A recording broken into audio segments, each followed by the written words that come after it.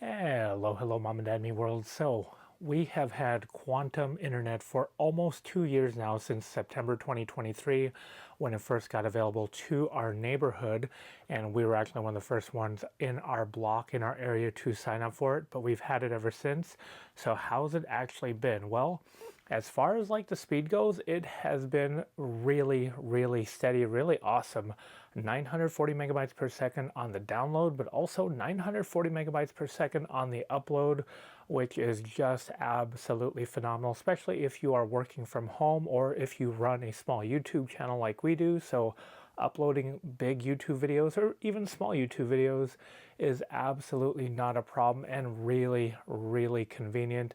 I do love how consistent it is, because that speed is ultra consistent. Does not matter how many users there are, we are always getting that speed, especially when we are hooked up via Ethernet hardline.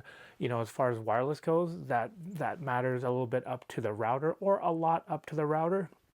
And as far as that goes, Quantum gives us three of their, well, they give us like a Wi-Fi 6 router, and it's got like 3 pods that come with it for the price. The price we are paying is about $40 a month, and then you can get it a little bit cheaper if you did want to go like direct withdraw from your checking or savings account. But we're paying about $40 a month, which is really darn good for the equipment and the speed we are getting. But as far as like those routers go, we actually don't end up using them, other than for, you know, what they are and what they're given to us. We actually end up using our Apple routers. We actually just use the routers in bridge mode, name it a different network.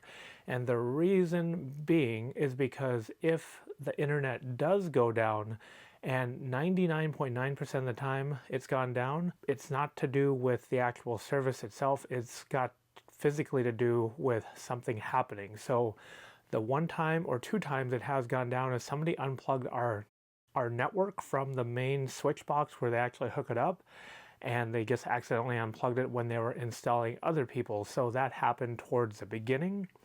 But then the main reason that it actually does go down is because the fiber lines have been cut. So in the neighborhood we are at, everything is above ground. We have telephone poles, telephone lines, power lines. Everything is visible and it is there. So what people have been doing is they have been cutting the spools of line that Quantum, Centurylink, whoever it is, leaves up there, and they've just been taking them and they've been recycling them, and people have been getting away with it because it keeps happening. So ever since we have had our internet, so September 2023, it's probably happened 5 times. The first time it ever happened, it took them almost 2 weeks to get everything back up and going.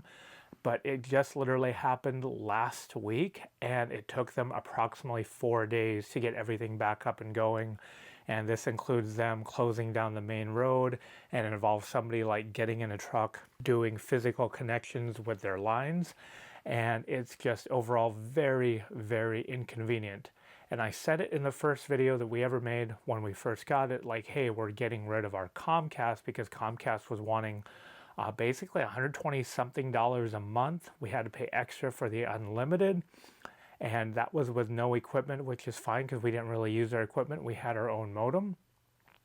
But what actually we did is, because it was going out for 2 weeks, a week and a half, a week at a time, now 4 days, if you work remotely, just something where you need that constant reliable internet, we actually ended up getting Comcast again as our redundant internet. Because what would happen is we'd get the internet, we'd have it for about a month, we'd go off of it, and then 2 months down the road, here's something that pops up. And then recently it's been very like, it's been going down a lot because people have been cutting down these lines a lot in our particular neighborhood.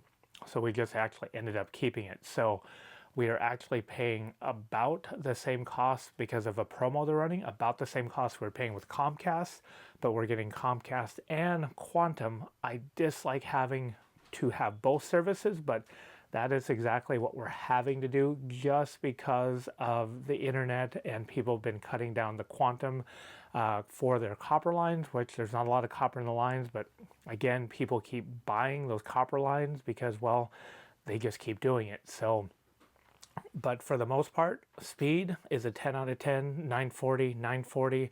We have an option upgrade, but I'm not doing so because it is just as expensive. So, but speed has been a 10.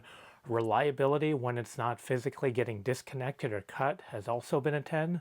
So we really like that. I can't really speak much to their modem, their router they give us, because again, we mainly use our own Apple, our old Ethernet hookup, the Apple Airport Extremes. That is what we mainly use, but so far, so good. Just wanted to give you out there an update.